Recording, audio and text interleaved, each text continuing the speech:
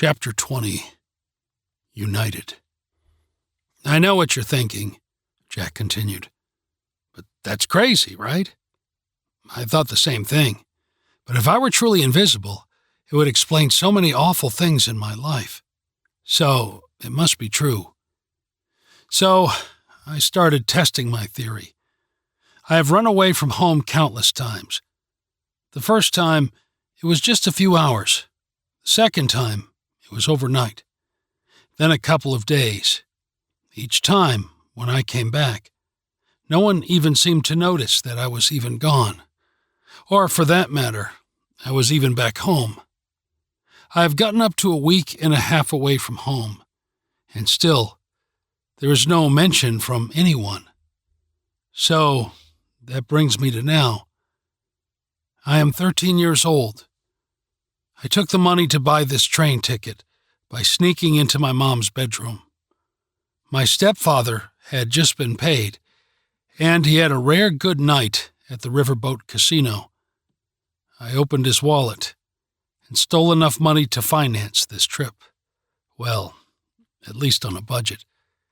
He was lying on the bed just a few feet away and had no idea what I was doing, nor did he know I was even in the room.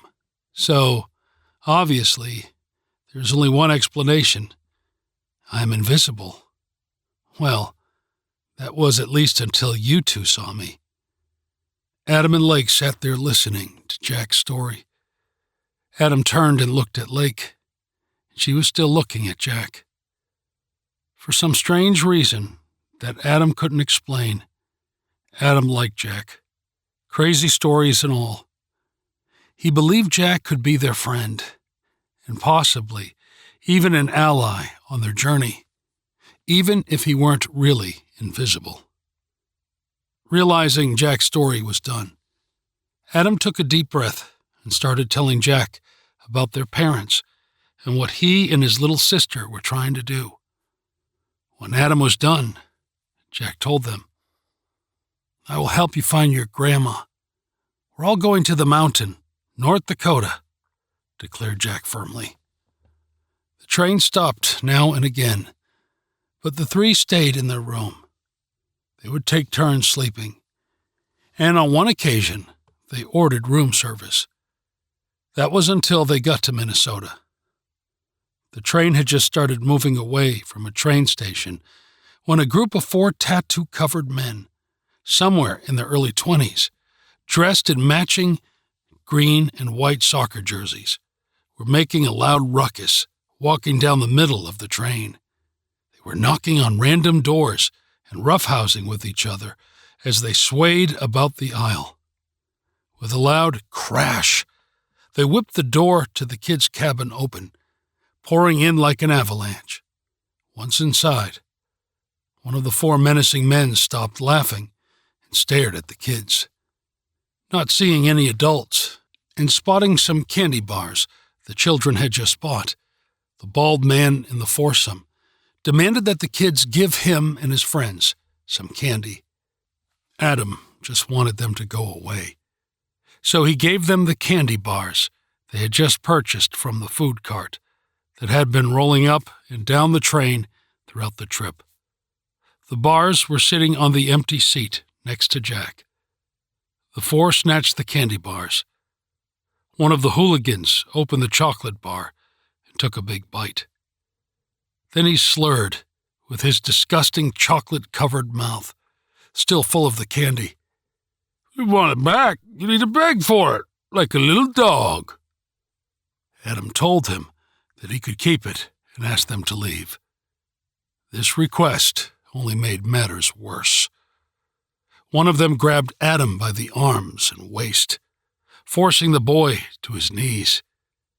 Adam could smell the man's sour breath as he yelled and chanted, "Beg like a dog! Beg like a dog! Beg like a dog!" He laughed, as if his demands were the funniest words anybody had ever said in the history of the world. Adam felt humiliated and very scared. He was outnumbered and outmatched. Adam knew that there was no way he could overpower 4 grown men. He knew they were not simply going to stop and leave them alone. So, Adam was about to swallow any pride he may have once had and do what they asked when another one grabbed little Lake. Adam saw red. He was now desperate. He knew that for once in his life, he needed to be brave. Lake was kicking and screaming, so the man covered her mouth with his large, grubby, tattooed hand. Adam thought the man might really hurt her, or even accidentally suffocate her or something. "Beg like a dog! Beg like a dog!" they kept yelling. Adam mustered up more courage than he ever thought he could and screamed, "You want me to beg like a dog?" The four just snorted with obnoxious laughter. Adam turned his head and bit the hand of the bully holding him down. The bite was vicious. It drew blood and crunched bone. The man holding Adam let go, screaming in pain. Adam then got up and, with everything he had, punched the guy holding his little sister square in his eye, sending him flying backward. Jack, who nobody seemed to be paying attention to, pushed another one right out the door. Then, the last remaining bully yelled, "What's wrong with you kids? We were just playing around." In the time it took him to say it, Lake had loaded her slingshot and was aiming her weapon at the man's head from only a yard away. He raised his hands, palms forward in a surrendering motion, and slowly backed up. When he reached the hall, he said, "You're not worth it, man." He then quickly grabbed his friends, one whose right eye was already swollen, and the other who was holding his bleeding hand. He pushed them on, and they quickly walked away, wishing they had never gone into that compartment in the first place. Adam, who was breathing heavily, still full of adrenaline, assessed the ransacked room and its two other occupants.